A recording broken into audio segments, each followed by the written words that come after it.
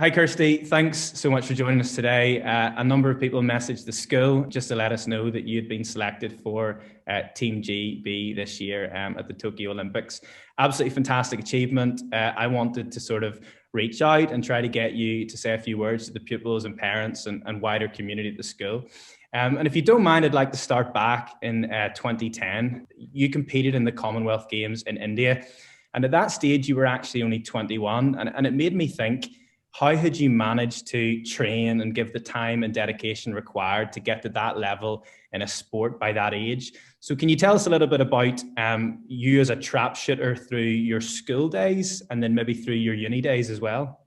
Yeah, so I started shooting when I was about 16, just for fun at the weekends, some evenings with my parents in and around Ballymena, sort of Brishean area.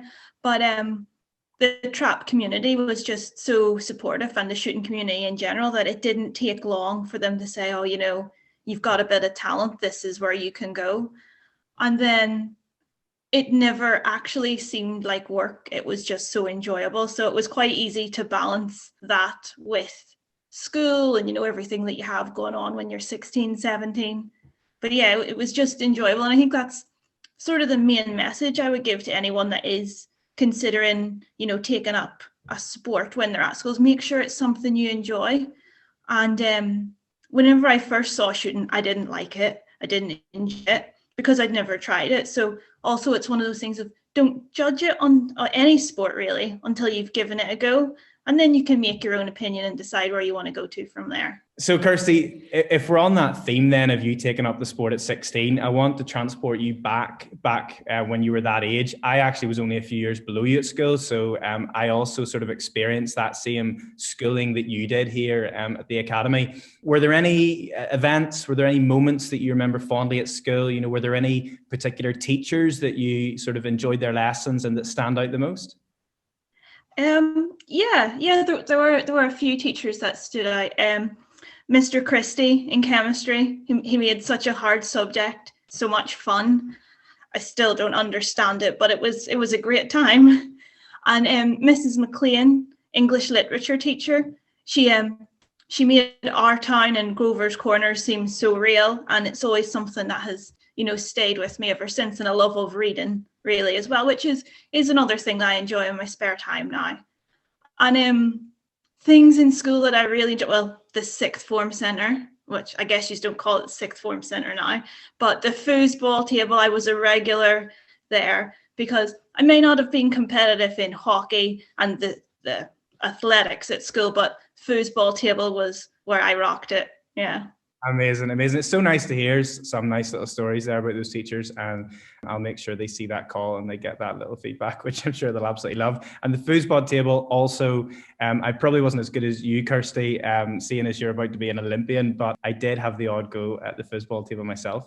On that note of you set to become an Olympian, you're only the second past pupil that has achieved this feat.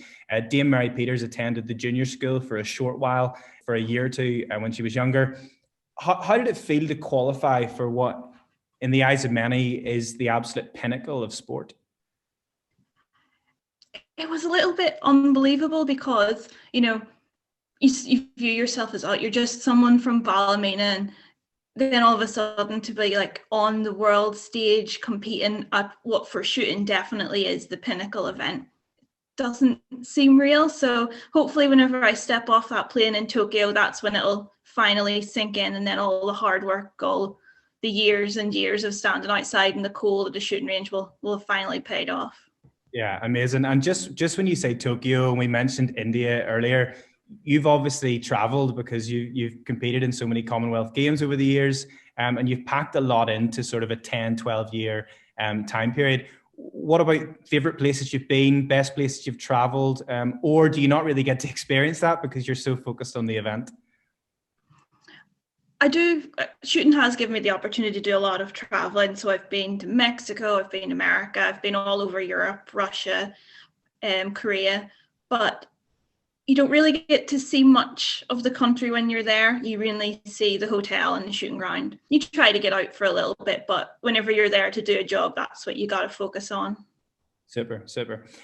Finally, Kirsty, what's the current outlook for the Games amid the pandemic? And then how does that affect your mindset and your preparation over the last year and over the coming few months leading into the Games? Well, I guess all the messages that we've been receiving from Team GB and from the organising committee in Tokyo is that the Games will go ahead in a COVID-safe environment. So we have to put all the doubt out of our heads and just focus on that preparation. So preparation over the last year has been quite hard because there haven't been those international competitions. You haven't been seeing how your rivals on the world stage are doing. So it's about adapting. And I guess everyone's having to adapt at the moment. So sport is no different. And yeah, it's been tough, but the teams from British Shooting, they're putting in place great training facilities and a great program to keep us COVID secure and to keep us focused towards Tokyo. Amazing. Well, Kirsty, we wish you all the very, very best. Everyone in the Ballymena Academy community is absolutely behind you. We think it's an amazing thing what you've done, and we hope to see you compete in the Games this summer. Thank you very much.